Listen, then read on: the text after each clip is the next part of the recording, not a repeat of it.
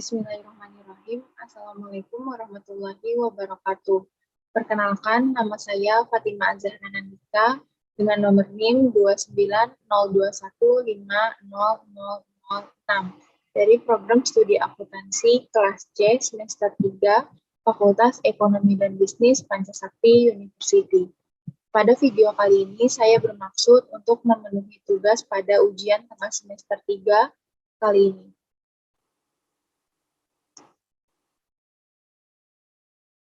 Materi yang akan saya bahas pada video kali ini itu mengenai pendapatan nasional dengan mata kuliah pengantar ekonomi mikro dengan dosen pengampu Bapak Hendra Permadri, STMM. Materi yang pertama di sini itu mengenai konsep dasar pendapatan nasional. Jadi, pendapatan nasional itu adalah keseluruhan jumlah pendapatan yang diperoleh semua masyarakat yang tinggal di suatu negara dalam kurun waktu tertentu. Biasanya itu dalam waktu atau dalam jangka 1 tahun. Gitu.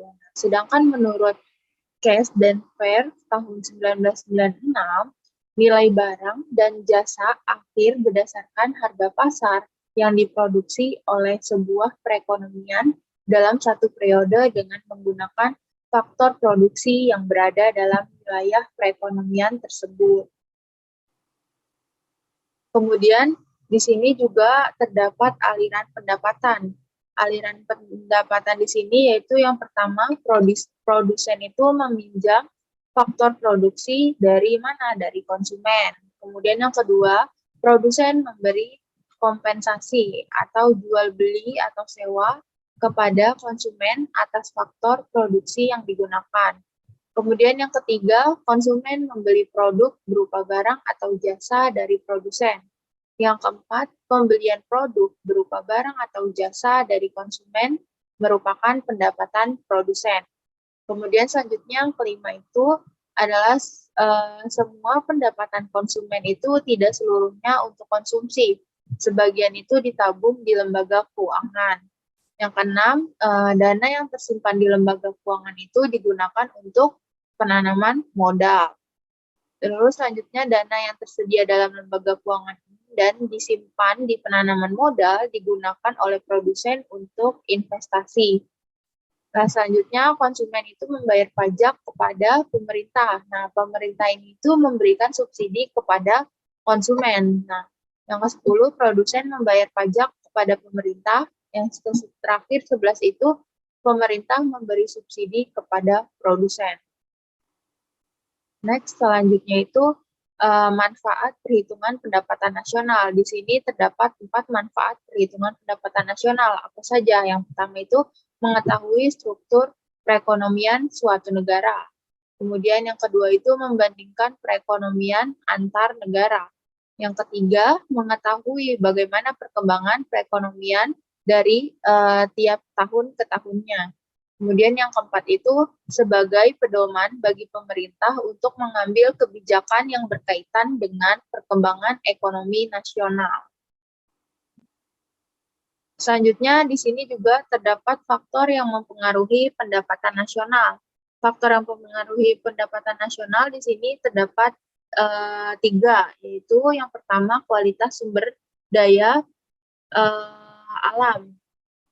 Yang pertama itu kualitas sumber daya manusia. Nah, kualitas sumber daya manusia ini adalah tenaga kerja yang unggul dan memiliki kompetensi sesuai bidang pekerjaannya, dapat menerima upah yang lebih tinggi. Kemudian yang kedua itu di sini ada keadaan sumber daya alam. Nah, jadi itu semakin banyak sumber daya alam suatu negara, nah digunakan untuk berproduksi, maka akan menghasilkan keuntungan yang sangat melimpah atau keuntungan yang sangat banyak. Kemudian yang ketiga di sini ada ketersediaan modal. Jadi suatu negara yang memiliki modal besar untuk mengelola sumber daya dan melakukan produksi dapat dipastikan pendapatan nasionalnya itu akan semakin tinggi atau akan naik terus gitu.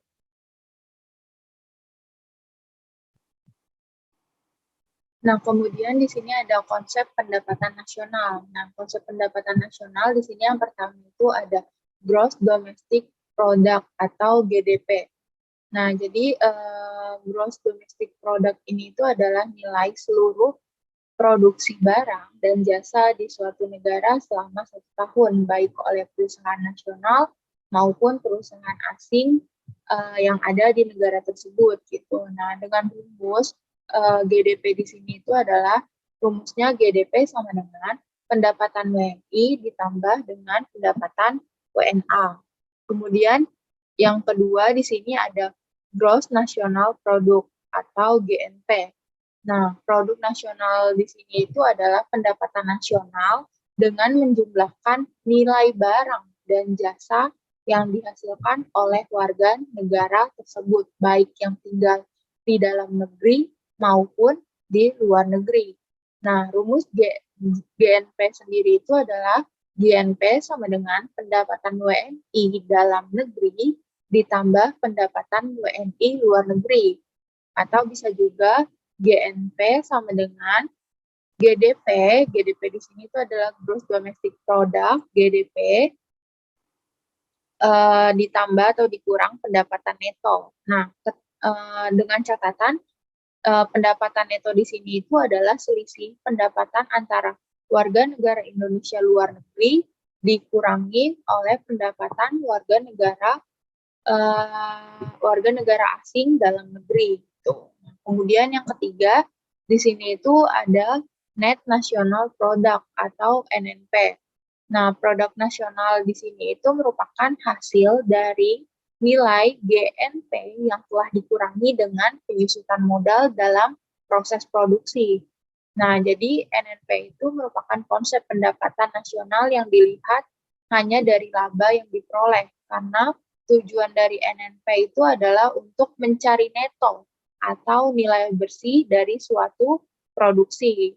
Nah, rumus dari NNP tersebut di sini itu adalah NNP sama dengan GNP atau Gross National Product dikurang penyusutan. Kemudian yang keempat yaitu ada Net National Income atau NNI. Nah, pendapatan nasional ini itu menghitung pendapatan nasional berdasarkan jumlah balas jasa yang diterima oleh masyarakat sebagai pemilik faktor produksi. Nah, yang ditulis dengan rumus NNI sama dengan NNP dikurang pajak tak langsung ditambah subsidi. Kemudian selanjutnya konsep pendapatan nasional yang kelima itu ada personal income atau PI. Nah, pendapatan perseorangan menghitung jumlah pendapatan yang diterima oleh setiap orang, tapi harus dikurangi dengan iuran-iuran dan ditambah dengan pembayaran pindahan atau transfer payment. Nah, di sini kan rumusnya PI sama dengan NNI ditambah transfer payment dikurang iuran. Nah, iuran di sini itu biasanya itu terdiri dari laba ditahan, lalu ada iuran asuransi, iuran perseroan, dan iuran jaminan sosial. Nah, transfer payment di sini itu maksudnya itu adalah pembayaran pindahan. Seperti apa? Seperti contohnya tambahan penghasilan, lalu ada pendapatan, dan lain-lain. Gitu.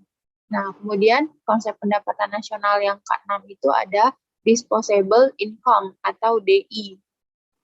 Nah, jadi merupakan pendapatan yang siap untuk dimanfaatkan untuk membeli barang dan jasa beserta tabungan yang disalurkan menjadi investasi dan telah dikurangi pajak langsung. Nah, pajak langsung ini adalah pajak yang bebannya itu tidak dapat dialihkan kepada orang lain. Contohnya itu seperti pajak pendapatan.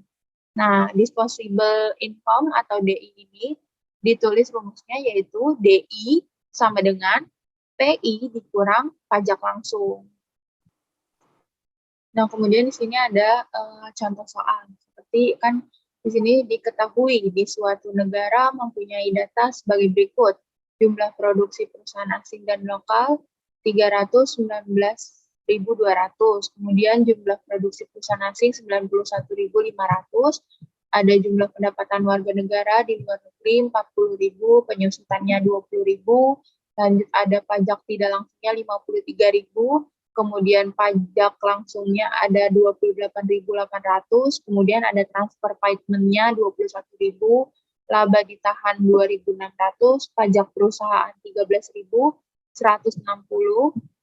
kemudian iuran pensiunnya ada 6.400. Nah, dari data tersebut, hitunglah GDP, GNP, NNP, NNI, PI, dan DI.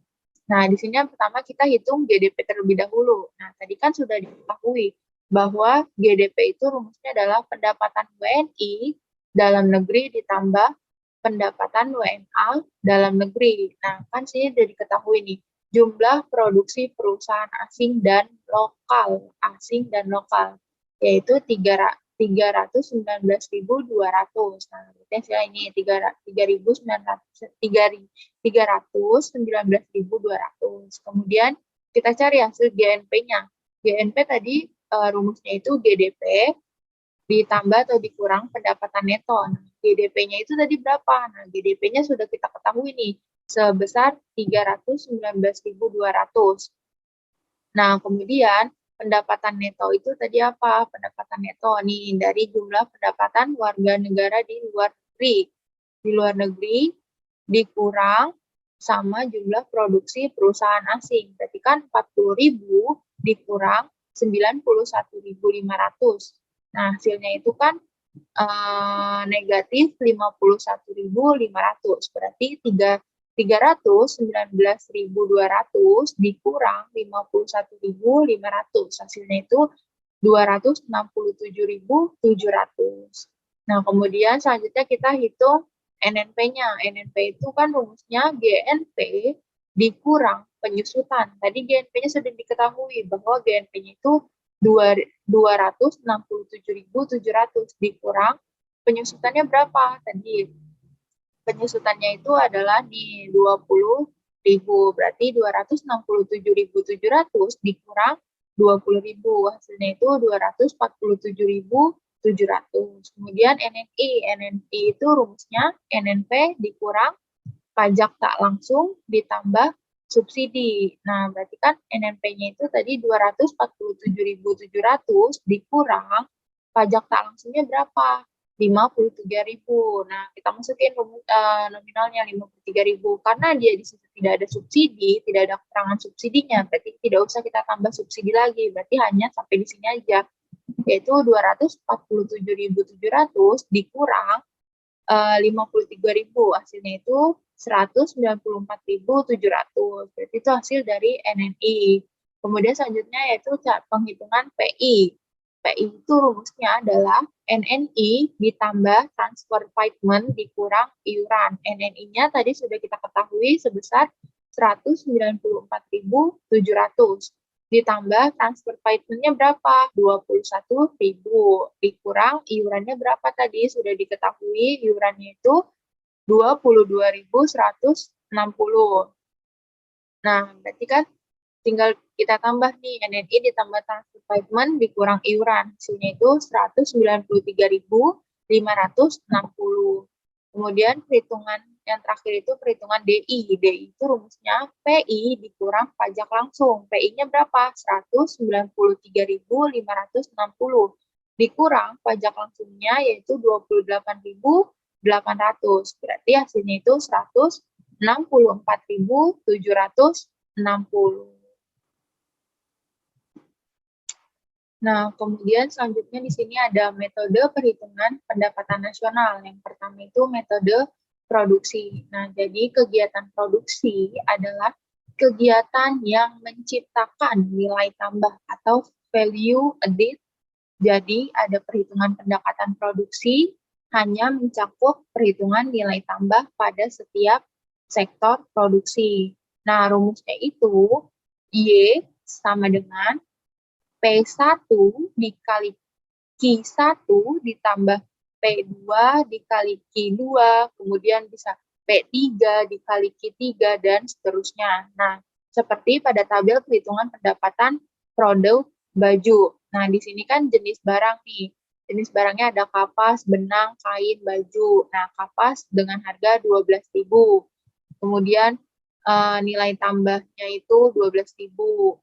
Jumlahnya ada 10. Berarti kan tadi rumusnya itu P1 dikali Q1. Berarti kan 12.000 di 12.000 ini sebagai nilai tambah. Nah, 12.000 dikali 10, hasilnya berarti 120.000. Nah, kemudian yang kedua ada benang dengan harga 16.000. Nilai tambahnya itu 4.000, jumlahnya 10, berarti 4.000 dikali 10 yaitu 40.000. Kemudian yang ketiga ada kain dengan harga 26.000. Nilai tambahnya yaitu 10.000 dengan jumlah 10, berarti 10.000 dikali 10 yaitu hasilnya 100.000. Kemudian yang terakhir di sini ada baju. Baju itu dengan harga 50.000.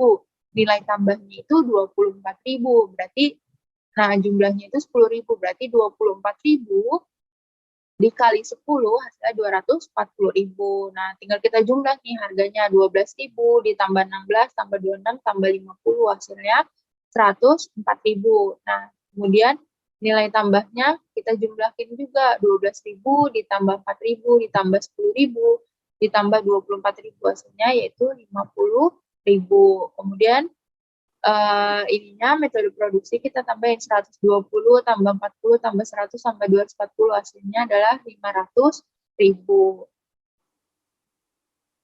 Kemudian metode perhitungan pendapatan nasional yang kedua yaitu metode pendapatan. Nah, jadi menjumlahkan seluruh nilai pendapatan yang telah diterima oleh siapa? Oleh masyarakat atas dasar penjualan faktor produksi yang dimiliki dalam proses produksi sebuah perusahaan.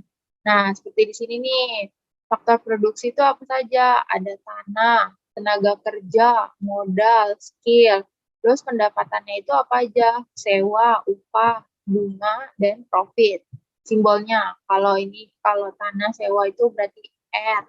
R itu rent. W itu artinya wage. I itu interest. P itu profit. Y itu pendapatan nasional. Nah, dengan rumus metode pendapatan yaitu Y sama dengan R ditambah W ditambah I ditambah P. Kemudian selanjutnya metode perhitungan pendapatan nasional yang ketiga yaitu metode pengeluaran. Jadi metode pengeluaran di sini adalah menjumlahkan total pengeluaran seluruh penduduk yaitu rumah tangga yang ada di suatu negara. Nah, di sini tuh terdapat 4 acuan nih untuk hitung pengeluaran dari sektor rumah tangga. Yaitu yang pertama itu rumah tangga konsumen. Rumah tangga konsumen ini kita simbolkan sebagai konsumsi C. Kemudian yang kedua ada perusahaan atau rumah tangga produsen, yaitu investasi atau disimbolkan dengan huruf I.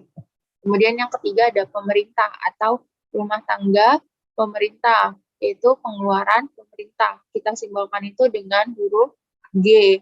Kemudian ada rumah tangga luar negeri atau ekspor bersih. Kita simbolkan dengan X dikurang M. Jadi rumus metode pengeluaran di sini yaitu Y sama dengan C ditambah I ditambah G ditambah dalam kurung X dikurang M. Mungkin materi pembahasan saya pada video kali ini cukup sekian dan terima kasih. Kurang lebihnya saya mohon maaf. Wassalamualaikum warahmatullahi wabarakatuh.